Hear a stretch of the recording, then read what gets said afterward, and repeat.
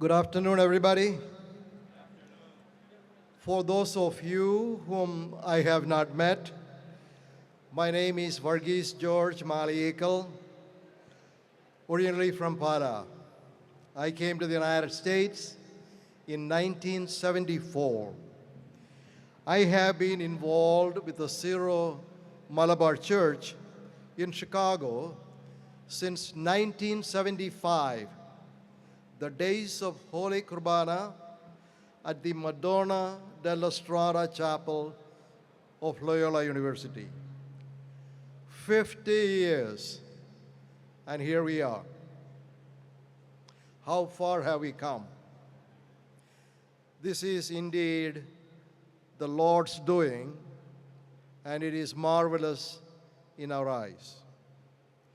We are here because we share a common heritage and we are heirs to a shared patrimony, the faith of our ancestors.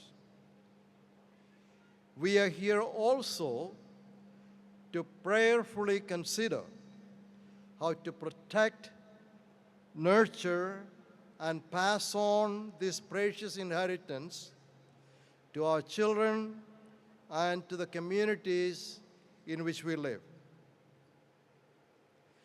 Today, we are also confronted with a complex and demanding demographic and cultural reality. We are a mixture of multiple waves of immigrants from Kerala and multiple US-born generations. We are not monolithic. Lastly, we are faced with a choice. We have arrived at the proverbial fork in the road, quite possibly an inflection point, a point at which what we do next will determine our future. Will we grow and become a tree where all kinds of birds can come and nest? Or will we, albeit imperceptibly, diminish over time, atrophying into insignificance or perhaps even demise? I am reminded of a familiar story. Once there was a young man who decided to test an old sage. He caught a little bird and held it cupped in his hand behind his back. "O wise sage," he asked, "is the bird dead or alive?" If the sage said the bird was dead, he would let it go and prove him wrong. If the sage said the bird was alive, you know what he would do. "Young man," the sage said, "the answer is in your hands. Will we grow and flourish, or will we diminish and demise? The answer is in our hands. It is our choice. In order to grow and flourish, we must accomplish two critical imperatives. One, we must strengthen and enhance the uniqueness of our Syro Malabar patrimony, its theology, its liturgy, its spirituality, its administration. Two, we must evolve to a vibrant Indian American cultural context in a unified, not uniform, community. This session is about that visioning, that future. It is the future. We cannot see it. We cannot walk towards it by sight. We can but walk towards it by faith. Our bishop articulated the goal of this convention as follows. We are not just maintaining a tradition, we are building the future of the Syro Malabar mission in the American context. We owe it to our children to move forward together.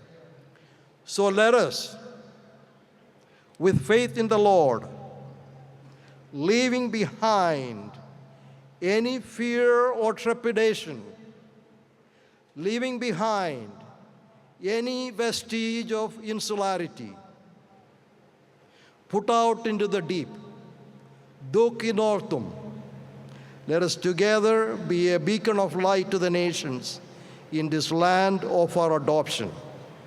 To get us started, we have someone with us, a second-generation Indian American, like many of the attendees at this convention. Someone who has gone through the challenges of growing up with feet in two different cultures. Someone who has experienced and successfully overcome the very struggles that many of our second and third generation young people speak about. Someone who should be a great role model to all of us, especially to our youth, our young priests, our seminarians. Someone who shepherds a diocese with multiple immigrant groups and has witnessed these same challenges in other communities. Reverend and respected members of the clergy, ladies and gentlemen, I present to you and invite to the podium our keynote speaker, the chairman of the Subcommittee on Asian Affairs of the United States Conference of Catholic Bishops, the Bishop of the Diocese of Columbus, Ohio, the Most Reverend Earl Fernandez. Your Excellency.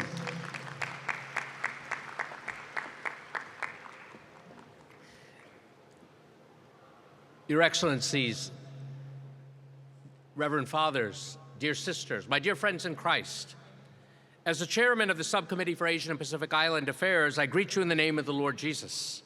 I'm grateful to Bishop Joy as well as to George Malabar for the invitation to join you as you celebrate the Silver Jubilee of the foundation of your eparchy. I'm grateful for your presence here. The face of the Church in the United States is changing, and you, the clergy and laity of the Syro Malabar Church, are an integral and vibrant part of the Church in the United States. Today, I wish to address you regarding the gifts of your rich cultural and spiritual heritage and what it may offer to the Church in the United States as the nation celebrates its 250th anniversary. At the same time, we, like other immigrants, as Indian Catholics, face challenges, including racism and discrimination, challenges which are further complicated, especially in your case, by liturgical and linguistic differences. In my remarks today, I hope to tell you of my personal journey, which is not unlike your own. I will make then observations about the reality of the Syro Malabar Church in the United States. I will offer some insights from my own diocese, where we are experiencing blessings from the presence of Eastern Catholics. And finally, I offer a roadmap for the new evangelization as we journey together into the future. St. John Paul II said that a vocation is a gift whose purpose is to build up the Church and to increase the kingdom of God in the world. My father felt called to journey to the United States, desirous of a better life for his family. He arrived in January of 1970 during the time of the Vietnam War. There was a shortage of physicians in the United States, and so he passed his U.S. medical licensure exam while still in India, was granted his green card, and immediately came. He came to Toledo, Ohio, because the Sisters of Mercy had a hospital there. They offered to give him a place to stay and give him work. And so he rode his motorcycle to the airport, sold it, came to the United States. The nuns put him up. They gave him a place to stay. They loaned him some money for food. He worked. And in March of 1970, he could bring my mother and my two oldest brothers to the United States. In 3 successive years, my parents had 3 more boys, and so we were a family of 7, knowing no one in this country. My oldest brother had already started school in India, and so when he came to the United States, he went to the public school. But he encountered prejudice there, and so my father went to the parish priest and said, "Father, can you help us? Can you talk to the principal at that school?" And the priest said, "Doctor, your son can come to our school." And my dad said, "I can't afford to pay." He says, "Doesn't matter, he's a child of God, he can come to our school." And so the door to Catholic schools, Catholic education, and to the parish was opened to us by the priests and the religious sisters. We went to Mass with the people in the neighborhood. We grew up on the east side of Toledo, which was a poor working-class neighborhood. My mother, from this experience, though, realized we don't have anyone else in this country except the church and each other. So you boys are going to have to work hard and pray hard and study hard.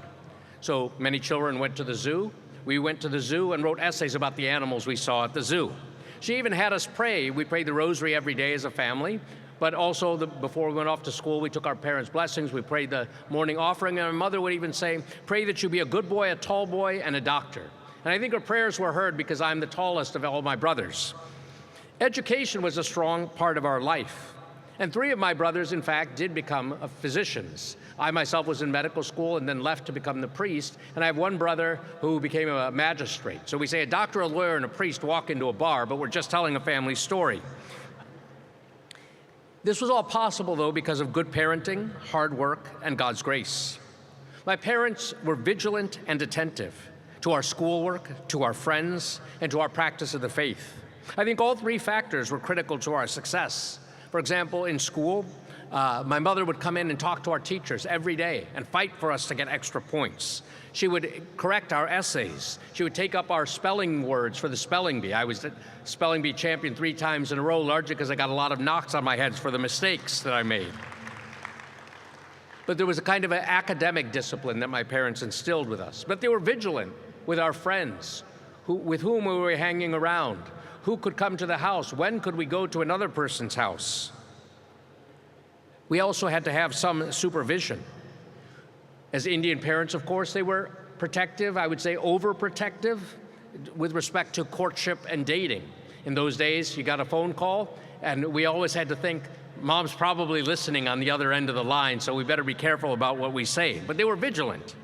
And finally, faith. We went to Mass like clockwork. We prayed the rosary every day. My parents nurtured our faith through a devotional life, which included pilgrimages to shrines, Eucharistic adoration and benediction, processions and the like. In my own path, while I felt a call to the priesthood, I kept on hearing my mother's voice and admired the healing work of my father. Be a good boy, be a tall boy, be a doctor. Still, internally, there was an unease. Was I living the life that my parents wanted me to live? Or was I living the life that God had given me, responding to his call? In the end, I left medical school, discerned my vocation in Rome, and entered the seminary.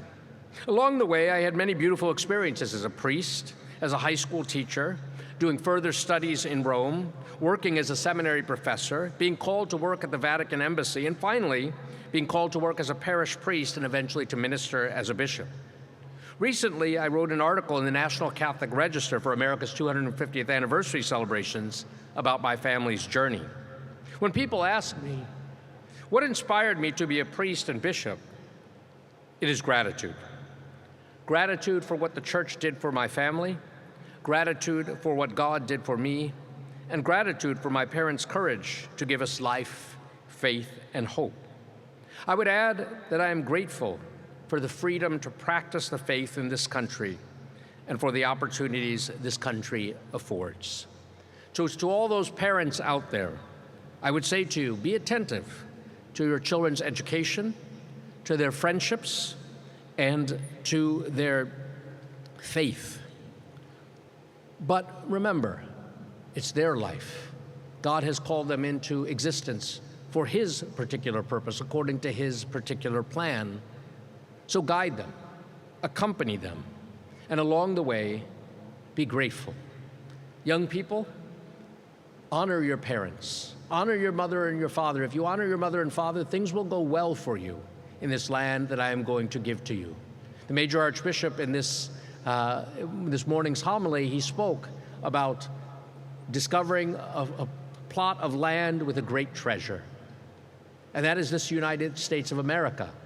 And there's a great treasure in you, the great treasure of faith that can come forth. But be grateful for the opportunity you have in this country. So what is the current reality here, then, of the Syro-Malabar Church? Certainly times have changed over the past 50 years, but the concerns remain the same. The earlier generations of Indians came following the 1965 Immigration Act.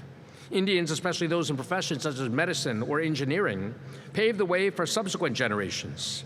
The success of the waves of Indian immigrants in the late 1960s and 70s has been well documented in the book, The Other 1%. 1% of all Americans are Indian Americans. Later generations would arrive in the United States, not only in the fields of medicine and engineering, but also in the fields of technology and IT. As George was saying when he introduced this talk, he said, we are diverse, not monolithic. Nevertheless, the Indian American community is not monolithic, whether religiously, ethnically, or economically, even if we are somewhat successful. While early generations lived in the United States, they did not always integrate into the wider society. Often there were linguistic and cultural barriers. Certainly the post-1968 culture would not have been tolerated by that generation of immigrants. In fact, their religious and cultural sensibilities would have made them leery of the revolutionary values. They would have been shocked. They sought to preserve their cultural and religious heritage while seeking to raise their children in a new environment. And things are not that different after all. Their children began, though, gradually to integrate into the American way of life, educationally, linguistically, culturally. The strong emphasis on the family, respect for elders, religious values, and education propelled the second generation to success without the loss of Indian identity. Still, there was a common phrase during my childhood: you need to get out of the National League and get into the American League. For some, this led to the gradual abandonment of Indian roots and values. The next generation of Indian Americans is composed not only of those who came to the United States, but also of those who were born in the United States, who do not speak the Indian languages, and who have little connection with the reality of modern India. For them, the United States is home. I point this out only to demonstrate that in society and in the church in the United States, the flock, even within the Syro Malabar Church, is not as homogeneous as one might think. It is likely that with marriage to non-Indians or to non-Syro Malabar Catholics, whether we like that or not, that diversity will only increase. This is the pastoral reality and the profile of those to whom we must minister as the church. Diverse, not monolithic. Experience also matters. In addition to this thumbnail sketch of this community, we might give a brief overview of the experience of immigrants. Columbus is one of the fastest growing cities in the United States. It is ethnically diverse, with an enormous Somali population. Our Spanish-speaking population grew 20% in each of the last 2 years. The number of African Catholics is growing. We have 7 African ethnic communities. The Indian community has grown too. For example, we now have a monthly Mass in Tamil and a weekly Mass for the Syro Malabar community, which has doubled in size since Bishop Joy's visit there just 2 years ago. As I travel around the country, I listen to young people as well as the priests in the Syro Malabar communities, and many of them are even serving in Latin Rite parishes. I hear many things. I offer these observations realizing that they are not comprehensive, and that the view of the clergy does not always correspond to that of the young. First, there are increasing difficulties due to language, both in the liturgy and in the home. The older members tend to speak Malayalam, while the younger members tend to speak English almost exclusively. There is also the generation in between that has its feet in both camps. The church needs to acknowledge this difficulty and adapt appropriately. A similar tension is seen in the Hispanic communities, in which young people speak English, and they prefer to speak English, whereas the parents and grandparents prefer Spanish. There needs to be a deep appreciation for one's roots without throwing the baby out with the bathwater, as was done in the Latin Church following the Second Vatican Council. Second, many youth are feeling alienated due to social and cultural norms, especially with respect to courtship and dating, but also with respect for parental authority and the opinion of the elders. This too is not unique to this time. I recall my mother wanting us all to marry Indian Catholic doctors.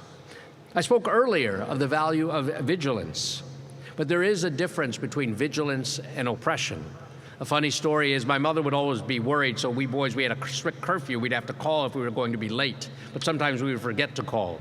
So we tried to sneak in, and invariably my mother was at the top of the stairs. So we tried to sneak in the back way, and she would be at the top of the back stairs. One evening I came in, I forgot to call, I came in late, I came up the back stairs, went into my room, threw my dirty clothes in the hamper, went to jump into my bed, and there was my mother in the bed with a belt in her hand. She was vigilant. But there is a difference between vigilance and oppression. One can actually be overprotective. The young need to be educated as to how to use their freedom wisely in discerning their vocational path, including marriage.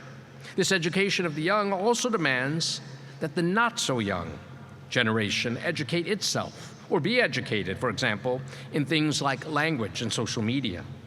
Indian clergy, too, struggle with cultural norms, some learning only gradually, with others not bothering to integrate at all. Still, Indian priests, including those ordained for the Syro-Malabar Church, must manage not only Indian parishes and communities, but American parishes.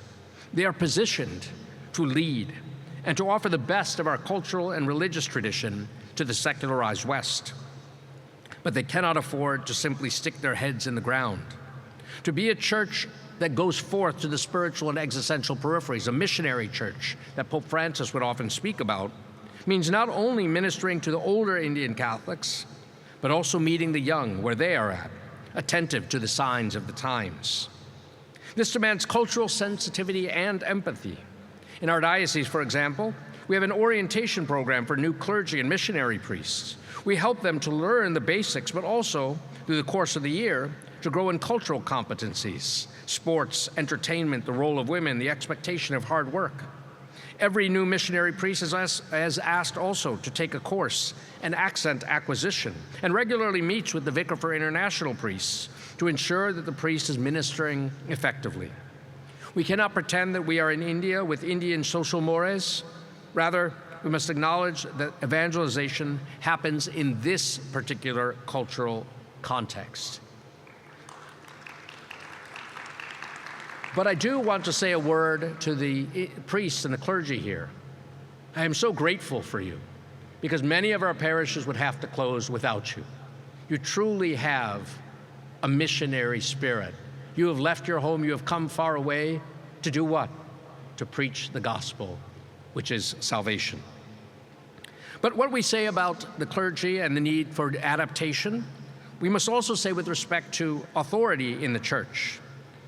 Great blessings of the United States include liberty and freedom. Unfortunately, some go too far, and individualism and self-interest begin to creep into the church. This is a challenge for Syro-Malabar Catholics, especially for parents and grandparents who grew up in the old country, who have children and grandchildren raised here. Surely a balance must be discovered, and this balance is not discovered overnight. How can the elders better understand their children and their children's children? Likewise, there is a word of caution to the young people. Sometimes we think, I'm in the United States, I have my freedom, and we appropriate the worst of Western culture rather than the best. And we forget to bring the best of our culture and our heritage and our tradition to the culture so as to evangelize the world rather than become more worldly ourselves. And what we say of authority in the church, we must also say equally of authority in the family. That exercised by parents over children and that exercise between spouses, mindful that authority is exercised not to control, but to serve. Culturally and religiously, our people and priests have great esteem for their elders and their tradition. This esteem for elders and superiors is manifested ecclesially in respect for the hierarchy, in obedience to ecclesiastical authority, and in humble service, without a great need for affirmation. Indian Catholics know how to live and work with others in the church through the docility of the Spirit, rather than bring disunity through self-assertion and promotion. Nevertheless, the challenge remains to promote the family and the common good as a remedy to the radical individualism proposed by the secular culture. Third, many Syro-Malabar Catholics are concerned not only with issues of authority, but also of leadership. Many of the parish meetings are conducted in Malayalam, which does not allow always the younger members of the community to participate. A question that the church must confront is also one of the role of women. What are the gifts and talents of women? What perspectives do they offer? After all, we entrust much of the care of our children to them. Surely they have both professional and personal gifts to assist the domestic church and the local parish. We are not here advocating for women's ordination or decision-making in the governance as such. Rather, we are talking about shared leadership, participation in the life of the church, and co-responsibility. This same co-responsibility applies to the younger generation of Syro-Malabar Catholics. The new evangelization demands their efforts and talents. Without them, we would go nowhere. They're not simply, not to contradict the Major Archbishop this morning, he said, "You are the future of the church." I would add or qualify, you are not simply the future of the church. You are the church today. You are part of the church now. And as such, it is incumbent upon Catholic clergy to identify and form the next generation, or even this generation of Catholic leaders from our young people, and to create a space for them to get involved, which may also mean inviting those who have served for some time either to step aside or to identify who their successor might be and to mentor them so that the next generation can also assume its responsibility for the life of the church. Young people certainly want their clergy and adults to accompany them, but they also want credible witnesses. Like those from other ethnic groups, Indian Catholics are tired of hypocrisy and desirous for authenticity. And this is why Jesus remains an attractive figure. He practices what he preaches. Earlier, I asked, how can Syro-Malabar clergy and people live their particular charism in this cultural context? Priests, parents, members of the faithful should be aware that we are living in a highly secularized context that needs evangelization. Everyone needs the gospel. They need Jesus Christ. This secularization impacts our children and our families. We could ask, what would life be like for us without Christ? Because it's like that for a lot of people with whom we live in this country.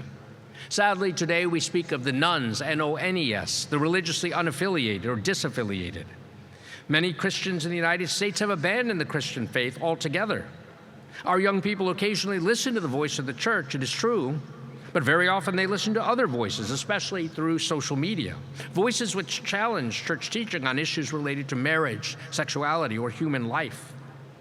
The need for the gospel and what it offers, a new way of life, is the principal reason why Syro-Malabar Catholics are invited to an examination of conscience as well as to an examination of your tradition, to see what can be proposed to a secularized culture which seems more dead than alive without Christ.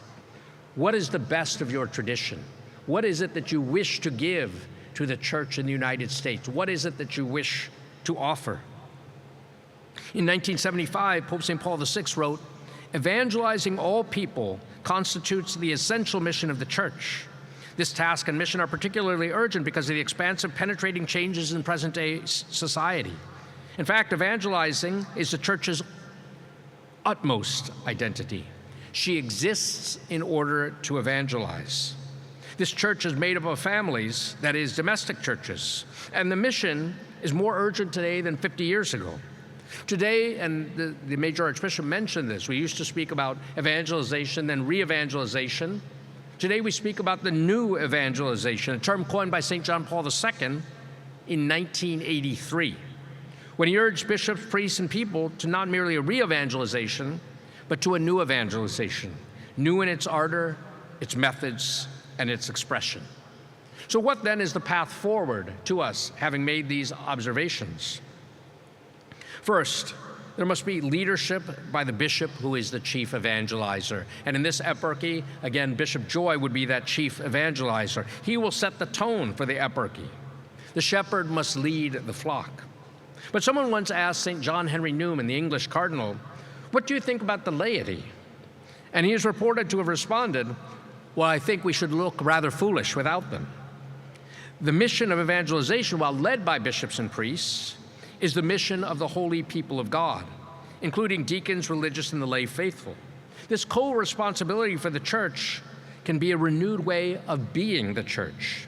Pope Benedict XVI described it this way: "It is necessary to improve pastoral structures in such a way that co-responsibility of all the members of the people of God in their entirety is gradually promoted with respect for vocations and for the respective roles of consecrated and of lay people. This demands a change in mindset, particularly concerning lay people.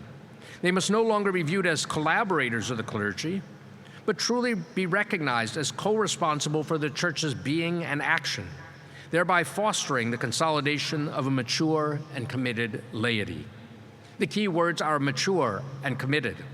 In this regard, the new evangelization needs to be long-range in its vision and demands a permanent commitment, which demands recruiting and training an army of committed missionary disciples, identifying in our young, training our young people to go out to propose Jesus Christ.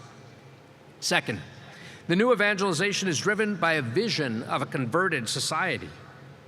What if we preached the gospel and everyone responded? Simon Peter, after Pentecost, gave a homily and thousands were converted. What would family life look like if we ourselves were converted and our neighbors were converted with us? I think we sometimes neglect reflecting on where we want to be 20 to 30 years from now. If you own a business or are looking to hand it on in 25 years, where would you like it to be? What about this Syro Malabar eparchy? Now you are celebrating your silver jubilee. What is a vision of a converted society when you're celebrating your golden jubilee? Third, our efforts at evangelization in and through the family and the church must be dependent upon grace and born out of love. But are they? It is easy to think that better planning and organization, along with better programs and catechetical materials, will help stem the loss of the faithful, keep our kids Catholic. Nevertheless, while these things may be of some benefit, we should realize everything depends upon God. Is God primary in our life, in our parish, in our eparchy? This is where your sacred liturgy, the Holy Qurbana, and your patrimony, Syro Malabar Catholics, is crucial. It is clear from the liturgical texts, from the liturgical orientation of the liturgy, from the hieratic language of the liturgy, that you are worshiping God, not yourselves. You are making a holy offering of all that you are and all that you have to God, uniting yourselves with the offering of Christ himself. Consider the words of Pope Leo at the Jubilee for Eastern Churches last year, about a week after he became Pope. The church needs you, speaking to Eastern Catholics. The church needs you. The contribution that the Christian East can offer us today is immense. We have great need to recover the sense of mystery that remains alive in your liturgies, liturgies that engage the human person in his or her entirety, that sing of the beauty of salvation and evoke a sense of wonder at how God's majesty embraces our human frailty. It is likewise important to rediscover, especially in the Christian West, a sense of the primacy of God, the importance of mystagogy, and the values so typical of Eastern spirituality: constant intercession, penance, fasting, weeping for one's own sins and for those of humanity. It is vital then that you preserve your traditions without attenuating them, for the sake perhaps of practicality or convenience, lest they be corrupted by the mentality of consumerism and utilitarianism. Your traditions of spirituality, ancient yet ever new, are medicinal. In them, the drama of human misery is combined with the wonder at God's mercy, so that our sinfulness does not lead to despair, but opens us up to accepting the gracious gift of becoming creatures who are healed, divinized, and raised to the heights of heaven. For this, we ought to give endless praise and thanks to the Lord. And we do give praise and thanks to the Lord for all of you. I think there is simply a temptation sometimes when faced with the complicated nature of the Eastern liturgy or the spirituality, which is so different at times from Western spirituality, to simply say, after all, Catholic is Catholic. It is true that there is a universal church, but that church is manifested in particular ways in different cultural contexts to show forth how God works, how he preserves unity in diversity, how the people of God can come to appreciate the beauty of God under different forms. The very existence of your patrimony is actually a means of overcoming the polarization which afflicts American society today. Consider the words of the eminent French theologian and Cardinal Henri de Lubac. Multiple or multiform, she, the church, is nonetheless one, of a most active and demanding unity. She is a people, a great anonymous crowd, and still the most personal of beings. Catholic, that is universal. She wishes her members to be open to everything, She is humble and majestic. She professes a capacity to absorb every culture, to raise up their highest values. At the same time, we see her claim for her own the hearts and homes of the poor, the undistinguished, the simple, and the destitute masses. Not for an instant does she cease to contemplate him who was at once crucified and resurrected, the man of sorrows and the Lord of glory, vanquished by but the Savior of the world. He is her bloodied spouse and her triumphant master. Fourth, the new evangelization must be recognized as constitutive of the institutional church. We are not here to preserve ourselves and to protect our families from secularization, but to share what Christ has done for us, whether in the Indian context or the American context. We cannot keep this precious treasure for ourselves. We cannot bury our talents in the ground. Although many of you are immigrants, you are also missionaries. How happy are the feet of those who bring good news? How could we not tell others what we have seen and heard? Fifth, the new evangelization is ordered toward a conscious personal decision for Christ. Young people do not inherit a Christian identity from their parents anymore. It is not like we are in Kerala or Goa, where everything seemingly is Catholic, and we cast the faith by osmosis. And certainly that's not the case any longer in the United States. And this will have serious implications for our collective efforts in sacramental preparation, catechesis, formation. But fundamentally, although Jesus has revealed who he is to us, we must ask, who is Jesus in my life? We must pose the question to our young people, who is Jesus to you? And we must create the opportunity for them to individually say, he is my Lord and my God. To individually say, yes, I believe. Sixth, the new evangelization is directed toward the church and wider society. Previously, we spoke of re-evangelizing previously Christian countries and fallen away Catholics. We spoke of mission as directed toward those who were baptized, but not properly catechized or evangelized. But now we live in a highly secularized society in which there is virtually no distinction between a pagan and a lapsed Catholic. In other words, we must be willing to understand the new evangelization as being directed ad gentes, moving outside of the church, acknowledging that we live, even in the United States, in missionary territory. If the new evangelization is to be successful, then we need to work together, clergy and laity. We need a collective effort rather than having a parochial mindset. Faith is both personal and communal. It is encountering the person of Jesus Christ that we also encounter the church, his bride, born from his side. She receives her mandate and her mission from him. So the new evangelization involves the renewal of the mission of the church, clergy, and laity. Seventh, the new evangelization will be fruitfully proclaimed via modern visual and digital media. It is beauty that attracts and saves us. Dostoevsky says beauty will save the world. If St. Paul proclaimed Christ at the Areopagus, we might liken the internet to the new Areopagus. How will we proclaim Christ? Who will our digital missionaries be? I hope they will be some of you. As the Major Archbishop said this morning in his homily to the young people, you are to be prophets of social media. Use it to evangelize, to give a prophetic word.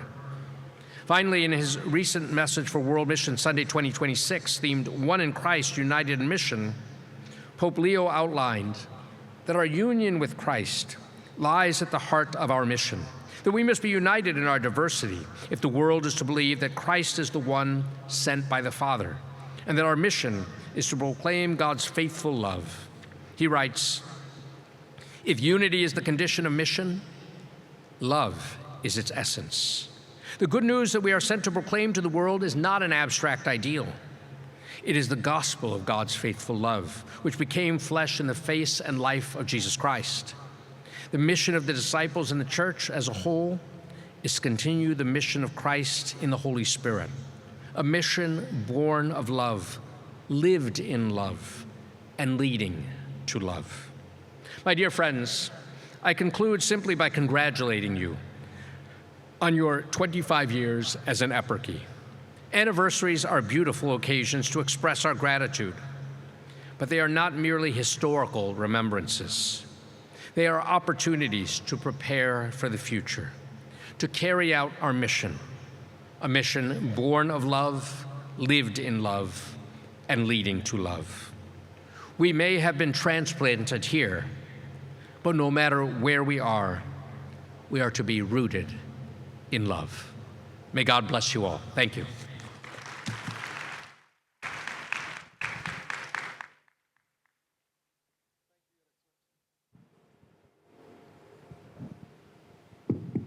Thank you, Your Excellency, for sharing your experience and your insights with us. Many of us can associate with your experience, and perhaps many more can associate with their parents' experience sitting at the top of the stairs waiting for the kids to come home. So thank you for all that. Now, to continue on the theme, we will progress to the panel.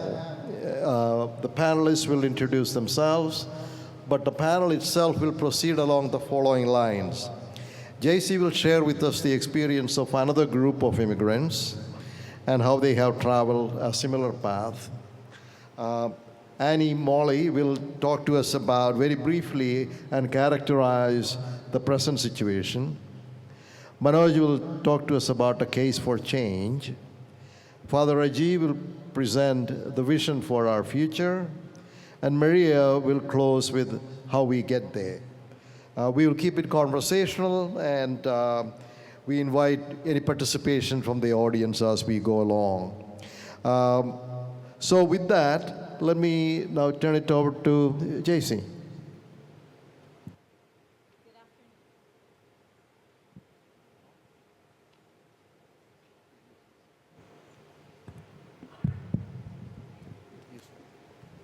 Good afternoon, everyone. So before I begin, first I want to thank Bishop for his beautiful reflections. As I was listening, I really felt that the Holy Spirit, yes, please.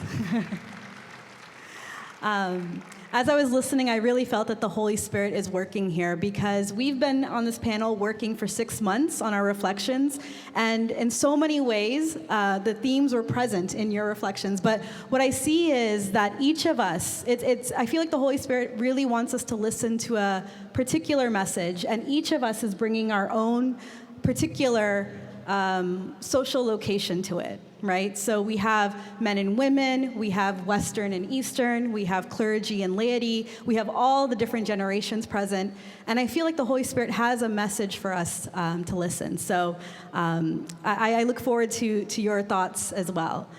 When we look around this room today, right, we see a beautiful mosaic. Oh, actually, I need to introduce myself. Is that, yes. My name is JC Joseph. I'm an assistant professor of theology and religious studies at Villanova University. Okay, so thank you. So when we look around this room today, we see a beautiful mosaic of our community. We see our pioneer immigrants who arrived in the 1960s and 1970s. We see further waves who arrived because of nursing or the tech boom or further education.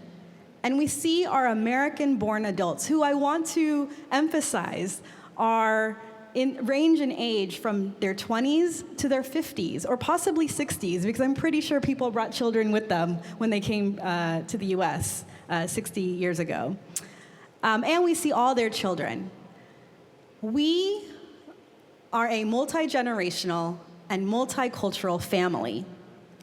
And as George Uncle mentioned, we stand at a critical inflection point as we celebrate our 25th Jubilee as an eparchy, but also over 60 years in this nation. To further understand our future, we must look to other Eastern Catholic churches who immigrated well before us. In 1970, Archbishop Joseph Towell of the Melkite Catholic Church gave a powerful Christmas address entitled "The Courage to Be Ourselves." His community, made up of mostly Arabic-speaking Middle Eastern Catholics from Lebanon and Syria, they have been in the United States since the 1880s. So by 1970, they were in their third and fourth generations. So he was giving this Christmas address when his community was just a little bit ahead of where we are now. We're more in our second and third generation. And Archbishop Towell warned his people that they had to navigate between two twin dangers: the ghetto mentality and complete spiritual assimilation. First, the first danger is the ghetto mentality. This happens when a church closes in on itself. It becomes a cultural club based only on language and customs. But as the Archbishop warned, time erases these ethnic traits. If a parish lives only for its cultural character, then when that character naturally disappears by the second or third generation, the parish itself dies. Our churches cannot just be for immigrants. They must be open to all fellow Americans who are attracted to our specific expression of the faith. If we only long to recreate a Kerala of our own future. The second danger is complete spiritual assimilation. For Eastern Catholics, this often looks like Latinization, giving up our unique traditions to blend into the dominant Roman Catholic culture. Archbishop Towell argued that we must be fully American, but we must also preserve our authentic form of Christianity. To give it up is to be unfaithful to our calling. So this requires us to distinguish between what is Syro Malabar and what is Malayali. So then what is the solution? If it's not a ghetto and it's not total assimilation, then the answer is integration, a very intentional integration. So for my current book project, I have personally conducted numerous interviews with members of the Melkite community to learn from their struggle. And the stark reality is that their numbers are shrinking. One second. The third, fourth, and fifth generations moved away because the church relied only on continuous immigration rather than true and intentional integration of cultures. If we only rely on new immigration to fill our pews, we face the same tragic end. Christ did not call us to be a social or cultural club. Pope Francis reminds us that God saves us as a people, and right now, we are a multi-generational and multicultural people. We must learn to integrate our different generations and different cultures so that our children and grandchildren feel at home in our faith. We need to dive deeper into these intergenerational and intercultural realities, and tomorrow I'll be giving a session that looks more into that, specifically in light of reports that were generated from nearly 20 listening sessions, about a sample size of about 100 people from our community across the US, that my friends and I conducted.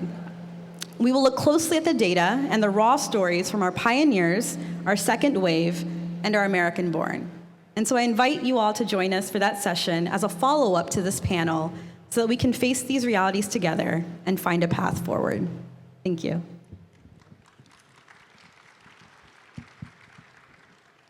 I want to thank her for these wonderful remarks. In the Diocese of Columbus, we have, in addition to the Syro Malabar Church, we have the Melkites, the Maronites, the Eritrean Catholics of the Giz Rite, and the Byzantine Ruthenian Church. And where they have become a club, they have diminished in size. But we have tried to integrate them into the life of the church by giving their children access to Catholic schools. The Eritreans and the Byzantines have combined their resources for joint Eastern Rite catechesis. Yet we've also encouraged our own Latin Rite priests to respect the faith and the traditions and to celebrate the faith and the traditions of the Eastern Catholic churches. At our Maronite community, we gave them a Latin church where it turned out that the deacon at the parish was a Maronite. Since the Maronite priest arrived, Mass attendance at the Latin church has tripled due to preaching, due to integration of Eastern spirituality, due to his own charisma. And a parish that was supposed to be closed is now adding Masses. So the Eastern churches can bring something really fruitful to a secularized West, but they have to be comfortable in their own skin, so to speak. God specifically willed these churches into existence as part of the one universal church. And so it would be a tremendous loss for the universal church and for many dioceses to lose the presence of Eastern Catholics simply by Latinizing them. So be faithful to your tradition, but be proud of your tradition. Thank you, Excellency. So now we know we are not the only ones to walk this path. And let me now turn to Molly and ask her, where do you think our community is right now, and what are the big struggles that our community is facing?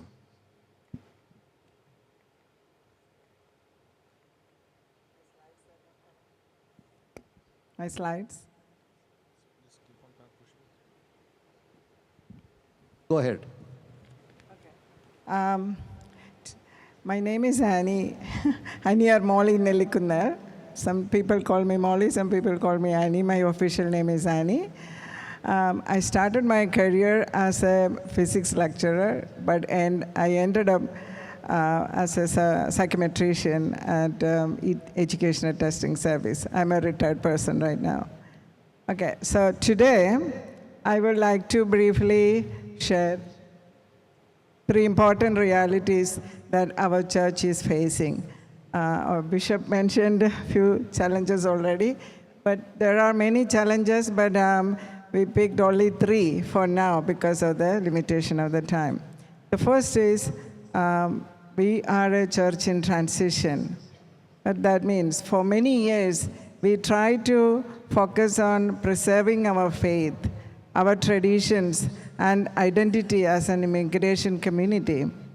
That mission was essential, and because of the sacrifice of the first, the pioneers, our first generation, our church has grown and flourished. But now things are changing. We are entering into a new phase. Is it coming? Okay, so we are called not only to share our faith, to preserve our faith, but we had to share our faith. That is an important thing. Okay, so we are no longer an young parish anymore. We just celebrated our 25th anniversary of our diocese. We have reached, in our words, an young adult stage. Our diocese is in an young adult stage. Like every young adult, this is a time of growth, a maturity, new responsibilities, and new opportunities. Yesterday, our beloved Major Archbishop reminded us that we are a missionary church. He said something that deeply touched me yesterday. Our 3rd generation children are no longer simply Malayalis. They are Indian Americans who proudly carry the rich heritage of the Syro Malabar Church. What a beautiful way to describe who we are becoming. In short words, Bishop explained it to us yesterday. So one of our, going into the next one is our challenge. We are at the young adult stage. Like I said, we are not young anymore. So when we are growing, of course, there are challenges arise, right? So we are facing some of the challenges. One of our biggest challenges is language.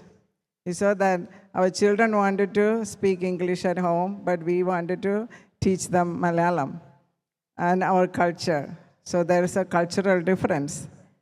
Sometimes we as a parent talk in Malayalam so that our children don't understand, right? We don't want them to know.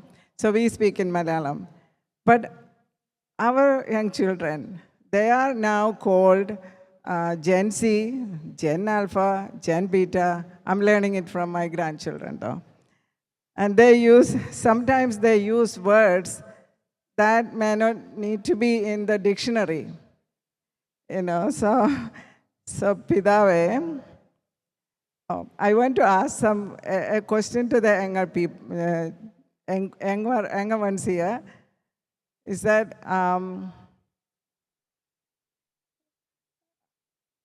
I had to look at it because for real, that is one of the things they're asking. Or no camp. I know the young people here will understand what that means. This means when I share my hands, they know what that means. Okay? So we don't know. So what I was asking was, is that truth? What I said was true. But they said, oh. So these are the different type of language. So Pidave and our Achans, we perhaps one of our next mission is to learn this new language. Don't worry, we have an AI tool right now. So you don't need to worry about that. It will convert that into an English language for us to understand. These young people are incredibly intelligent, creative, and curious. Even the younger generation, they're very intellectual compared to when we are at that age. They ask deeper questions and learn differently than previous generations. They're thinking differently. They talk differently. That means we must also find new ways to form them in faith. Our faith formation, we may have to change that. One method, our methods may need to change, but our faith never will. Our faith remains the same, but we had to change. We may have to change our methods, how we form them in faith. This brings us to an important question.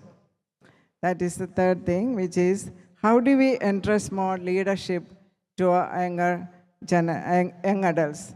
How do we provide leadership opportunities for them? How do we create spaces for them? How do we make our faith meaningful and welcoming to our future generations?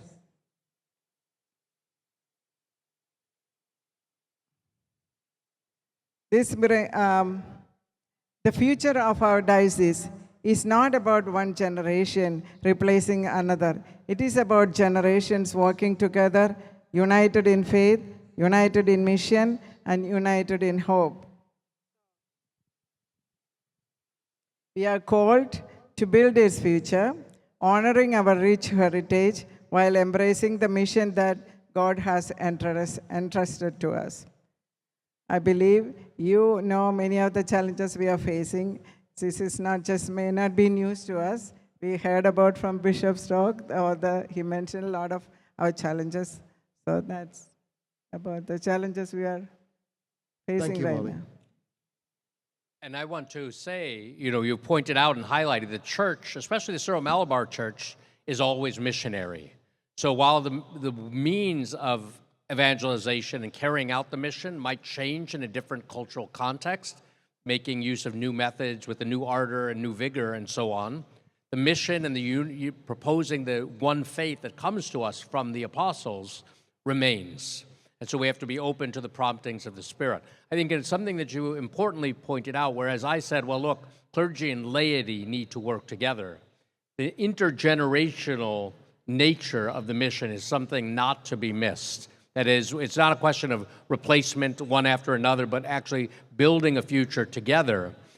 A successful model of this can be seen in the Vietnamese youth Eucharistic leagues that are based on the apostleship of prayer. They have successfully trained generation after generation after generation of new leaders in the church. So this could serve as a potential model. But, thank you. We have to have this there is this new education, new intelligence, and so on and so forth that young people are exhibiting.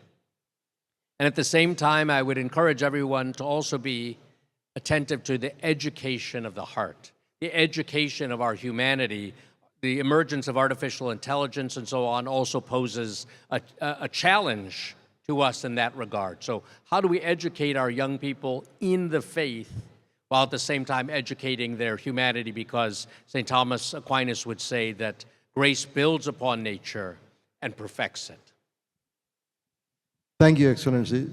So Manoj, based on all this, why should we change? What is the case for change? Or should we change at all, from where we are now? It seems to me that from the discussions that we just had, and thank you, Bishop, for giving us insights about how, as a Syro Malabar community, we can help the Latin Church, and also, JC, about the insights about the Melkite Church. just like us. They were Eastern Church Catholics, but shrinking in number.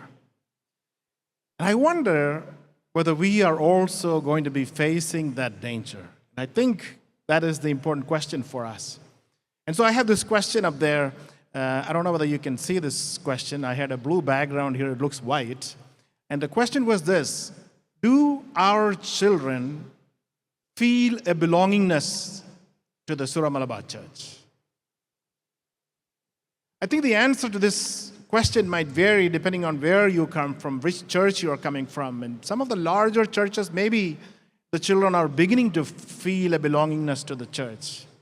But I don't know whether that is true. If you think about our community, we should have lots of people who are, as JC suggested, probably even close to 60, definitely about 30.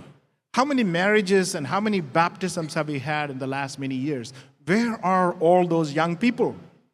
Look at this community here. Where are all our young adult American professionals who are well situated in the society here? Maybe we haven't created enough of a belongingness. And it seems like it is not a simple task when we talk about talking to kids. And, Molly Auntie was talking about how it's difficult to communicate with them. I think we have to make a choice. As Scripture says, life and death are before us. It's as Malaki Uncle's story said, the bird is in our hands, the future is in our hands. And it's so important to think about the opportunity before us. We are at a time in history, as a church, we have a tremendous opportunity before us, especially as Syro Malabar Catholics. As you know from all the tensions that are in the church, we talk a lot about the reforms in liturgy, the division. Sometimes that's all the focus of what we think. But the truth is, we are discovering ourselves, and the church has so much to offer. And if you think about the church in Kerala, it's diminishing in size. While the churches in all other migrant communities, especially us, Father Daniel was showing us the number of students going through catechism classes. It is going up and up. We have 10,000 students in this country learning catechism. And if all those children don't feel a belongingness to our church, we will lose it. Right now, it looks like there's a lot of people because there are new migrants coming. A lot of people are coming from the Gulf countries. And it seems like our pews are full. But there's a lot of people that are missing the ship, maybe. So we are living in a crucial era, and we must focus on the transmission of faith. And it's very difficult when we don't talk the same language of the kids. As Molly Andy said, the kids are talking a different language. My son just recently texted to me, WIA. I'm like, what does that mean? How many of you know what that means? WIA. Huh? Or low key. Every time they say something, low key, I want to go there. What do you mean low key, you want to go there? It seems like to talk to them, we as a church really need to think about how to communicate with our younger generation, or we are going to not have a community that belongs to us. If we don't focus on this, and if we become a maintenance church, as Pope Francis has warned, we will surely die. There's so much to say, but I just want to focus on one of the quotes that Pope Francis said, which really struck a chord with me as I was listening through these sessions. He said he dreams of a missionary option that is a missionary impulse capable of transforming everything, so that the church's custom, ways of doing things, times and schedules, language, structures, everything can be suitably channeled for evangelization of today's world rather than for her self-preservation. I think we should read this as a church and maybe even as families. Just think about your family, the stuff that you do at home. Is there a missionary impulse in your life as a father, as a mother? Is your domestic church where you have prayer? Is there a missionary impulse? The things that you do, the ways you do things, the times and schedules, the languages and structures, are they capable of bringing a transformation? If you don't do that, we will miss it. As Monsignor Shea says, we are living in apostolic times. As Bishop also said, the circumstance outside where our kids go to, there's no Christendom there. There's no Christian message. It only is coming from our home. If we miss this time, I'm saying 20 years from now, 30 years from now, we would not need a Chicago Convention Center to do this convention. We will just need a couple houses to meet our Syro-Malabar Catholics. And I am sure we are capable of transforming this, especially the young people. I would say we should take charge. I'm going to count myself among the young, even though I'm a grandfather of 3. We young people should take charge and make our solution on how to solve these things. We don't have to keep asking the diocese to solve it. We got to come up with solutions on how we can make this church our church and make space for us to have our own conversations. Sorry, thank you. I think I took too much that's time. very good, Manoj. The passion is very much called for. So, my friends, is the bird alive or dead? And we want the bird to be very much alive. So, Father Rajiv is going to tell us about the vision for the future. But prior to that, JC, you wanted to make a comment. If you could make the comment, and then we'll go to Father Rajiv. So I just want to say thank you to Dr. Manoj for what he just expressed. Because in so many ways, the challenges are huge. They're very big, of course. And one of the things that I wanted to highlight is when I was interviewing so many of these Melkite Catholics, one of them in particular was thinking about his youth, and they had conventions just like this, packed, so many people, right? And I saw pictures when their cathedral was made in the 1960s, huge crowds. It made me think of 2008 when our cathedral, right? And so they had numbers, but I think, again, there was no intentionality. And one of the things I want to highlight is, yes, challenges, linguistic challenges, language barriers. But I think the one thing that's so beautiful is, I knew Maria when she was little, and I found, when I realized that she's 18 on this panel, I couldn't believe it. I know all these people from different chapters of my life, right? And even with all our differences, right? Lay, clergy, women, men, different ages, it was love, right? I knew Moli Auntie, I met her at a retreat when I was, 15, right? Very much younger.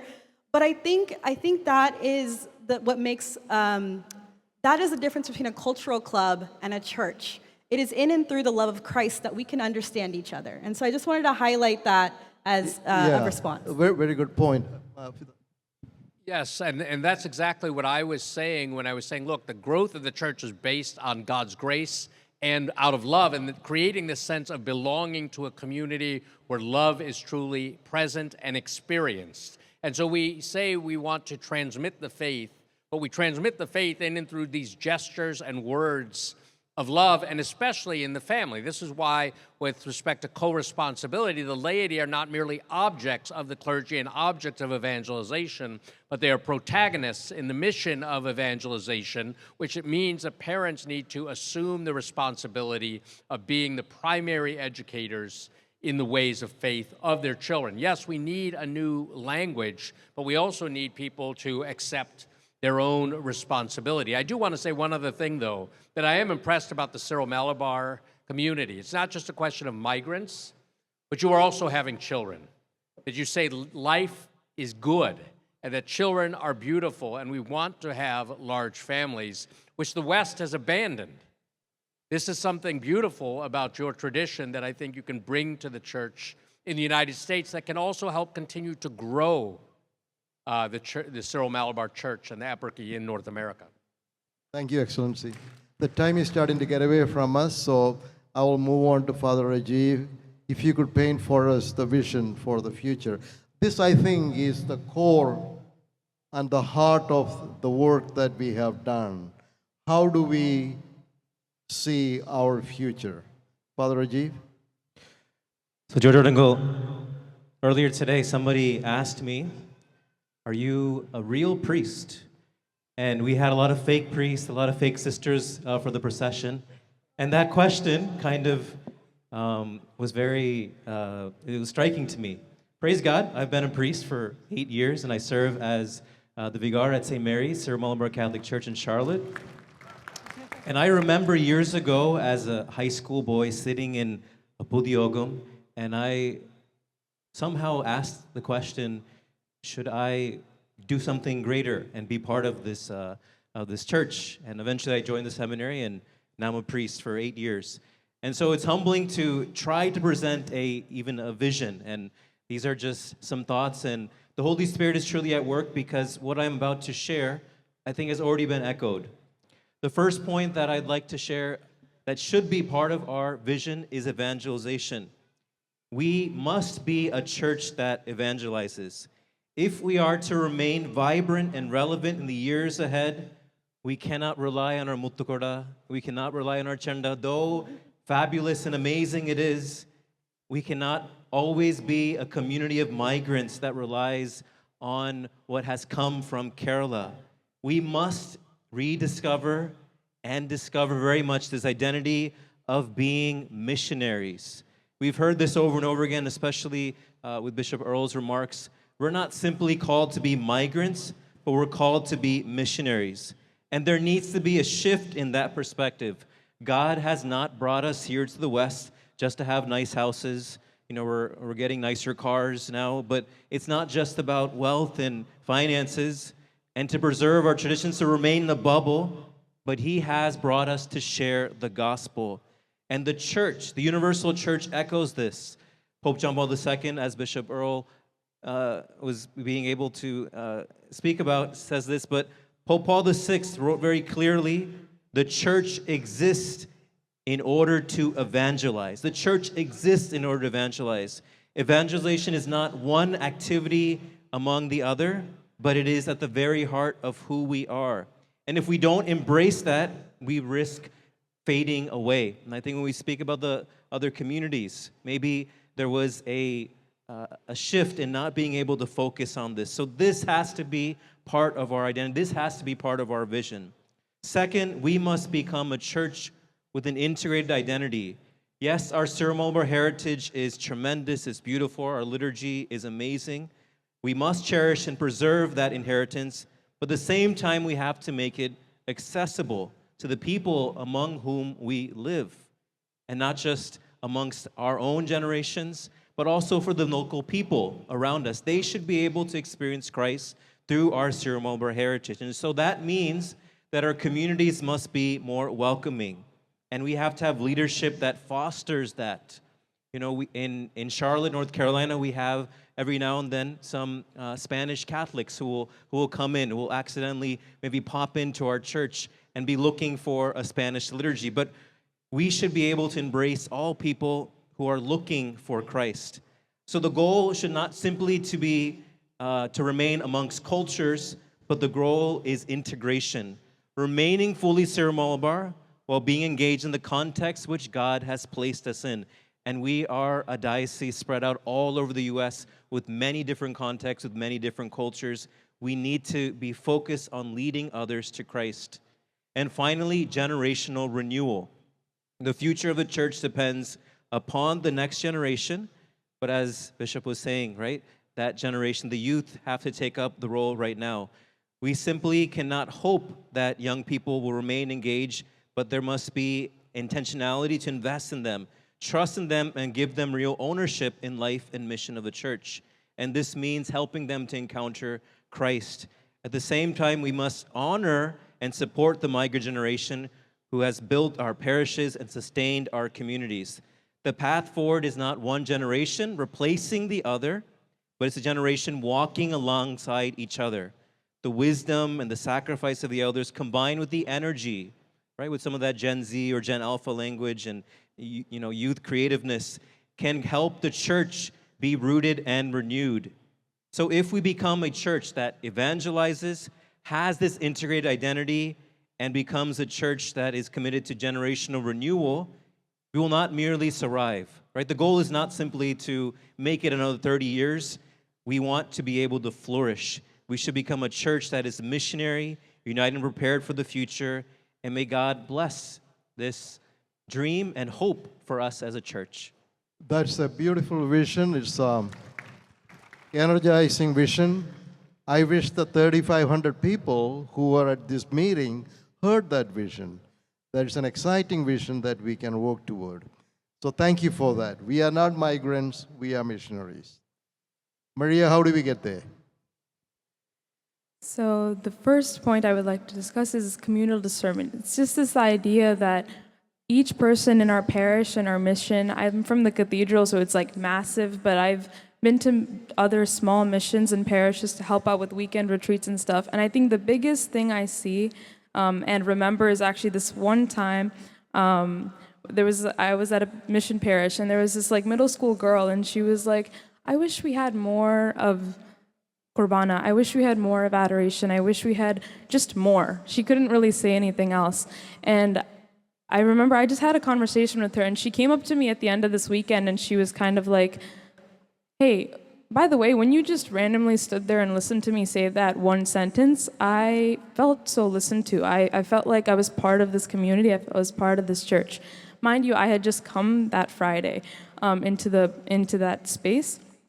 And so this idea that every single person in your mission, in your parish, and in the diocese has a voice, whether they're newborns, whether they're preschoolers, elementary, middle, high school. I'm missing a bunch of ages.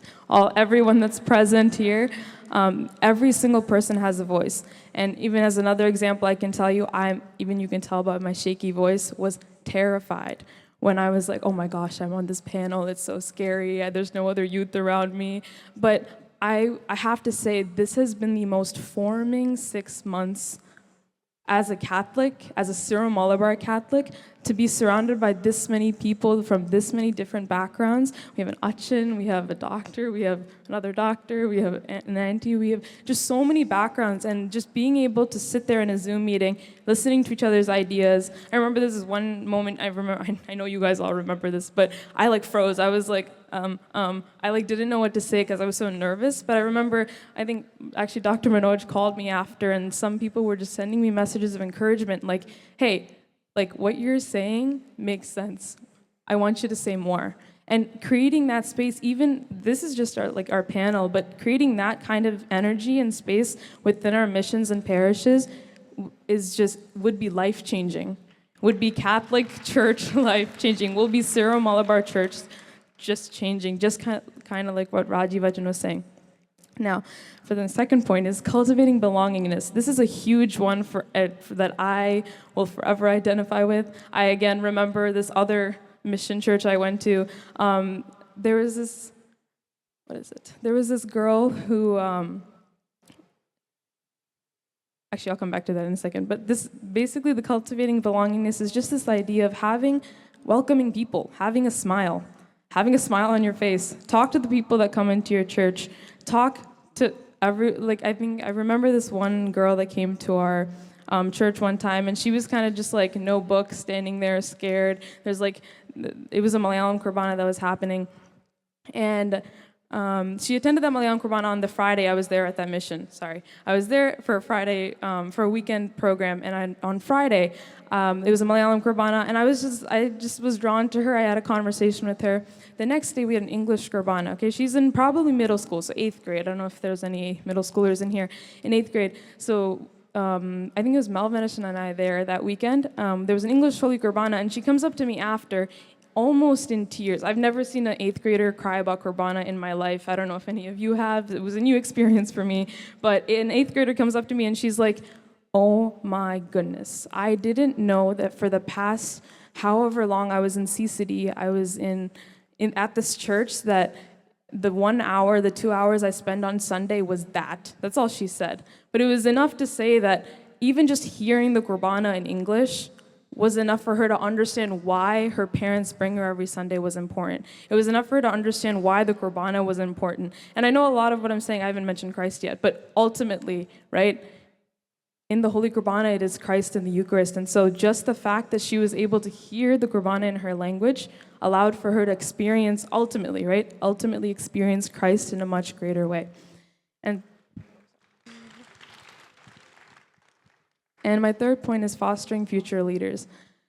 This is a point that hits home for me a lot. I think I've had a lot of I've had a lot of people in my life that even if I asked a simple question to them like, hey, can I do this weekend, or is it possible for me to actually, Kevin Utchin, when I was in like 4th grade or 5th grade, he knew I was in choir, and it was the reason I started doing like music in the first place. I did daily kurbanas with him, and during COVID with Melvin Utchin, and with honestly a lot of the Kochachins and just other JGs and Jardins in our diocese, just having them listen to me, right, and having them just be like, hey, like there is this space for you called conversation that I am listening to you, and I hope you can like listen to what I have to say. And ultimately, it ignited this fire in me to really just step into my comfort zone, step into what the Lord has called me to be, build a relationship with Christ, which was the first and most important thing in my life and still is, and really see what the Lord has for me and has called me to do. And so, kind of just to end my little segment, I kind of just want to pose this as a question, actually. If you're a leader in your church right now, if you're a trustee, if you're an Achin, no, I guess not. You have to be an Achin to be a Kochachin. Never mind. Okay, never mind. If you're a trustee, if you're a leader, even if you're an Achin that knows how to do a certain skill, right? If you're a youth leader, any kind of skill that you know how to do, right? Are you ready to enable anyone else, not just the next generation, just anyone else that is willing to kind of learn that skill, learn that charism, grow in their own charism with what you know, right? Are we ready to enable that kind of culture into our churches and into our parishes and ultimately into our homes as well? And the second thing is I know a lot of my youth friends I can't really see because of how bright it is, but are we ready to ultimately, and this is a challenge I have for myself, is continue to grow in a relationship with Christ and kind of accept the gifts of the church, accept the sacraments that we're given, right? Am I ready to challenge myself to completely grow in a relationship with Christ and really seek after him and see what he has for me and what he's called me to do, and ultimately serve the church? Thank you, Maria. In the interest of time, I wish we could continue the discussion, but let me close.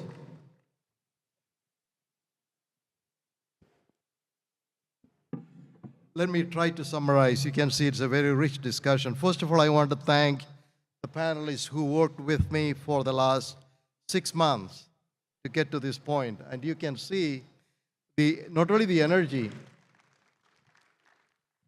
how intergenerationally you are able to have these conversations and come out with such rich output. So thank you, all the 4 of you. JC reminded us that we can learn from those who have walked this path before us. There will be hurdles, but we will work together to overcome them and move forward. Molly and Manoj focused our attention on our current reality and made the case for change. On the one hand, we have come far and have accomplished much. It is largely the fruit of the labor of the immigrants. We treasure it. The current reality is also that our community consists of people from multiple immigrant waves and multiple US-born generations. This causes tensions along linguistic and cultural dimensions, but they also present opportunities for conversion in the conversation in the spirit and fruitful connections. Our future success will depend largely on how we navigate these tensions. We have strong foundation. We now need to build our future on that foundation.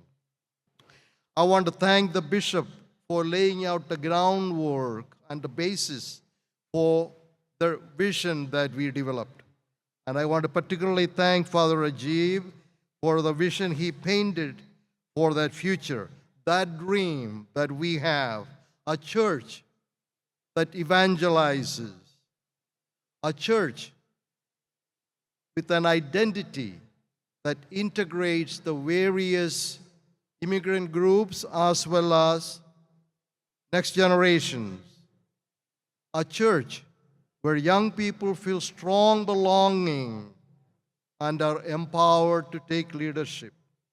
A church where older generations, clergy and laity, joyfully relinquish control and enable that empowerment. A church that is deeply committed and faithful to our unique Syro Malabar patrimony. A church that is firmly rooted in the American cultural context. How do we get there? As Maria said, we need to take purposeful action, not an incoherent bundle of random activities, but a well-coordinated set of consequential actions with purpose and intentionality. The first and immediate need is for a long-term strategic plan at the diocesan level that lays out a plan of action of how we will achieve that vision. Next, we need parish-level plans that are fully aligned with the diocesan plan. We need to prepare our youth for leadership in the church, and we need to extend and enhance access to our second and third generations. In summary, we have provided a broad and reasonably comprehensive outline of action. Now the real question, who will get this done? Who will provide leadership to this? All of us must be involved. But in any situation, I am of the belief that primary leadership is best provided by the people who have most at stake in the outcome. I echo Maria's challenge in this regard. The leadership to take us to this promised land must come from the young priests and the young adults of the second generation. Immigrants and US born walking hand in hand. They must act with empowerment and accountability for the outcomes. At the end of the day, it is a second generation who have the cultural knowledge and adaptation skills to lead us to the promised land. To borrow a well-worn phrase and analogy, they are best equipped to skate where the puck is going to be. What is the role of the bishop and the senior people, laity and clergy? Their role is critical to enable this empowerment and provide guidance. In conclusion, let us walk by faith towards a glorious Syro Malabar Church of the future, faithful to our unique patrimony, firmly rooted in the United States, missionary in apostolate, and Indian American in culture. Let us build a church not of immigrants, but of missionaries. Let us build a church that welcomes and is accessible to everyone, immigrants, US-born generations, and people in our communities. Let us build a church that seamlessly integrates both our Indian and our American cultural identities. Let us do this by intentionally investing in the next generation, in their formation, in their leadership capabilities, and in their spiritual lives. So, just as at the dawn of the millennium, in his pastoral letter, St. John Paul II made the clarion call, let us, with faith and courage, put out into the deep. Duc in altum, noli timere. Thank you and God bless.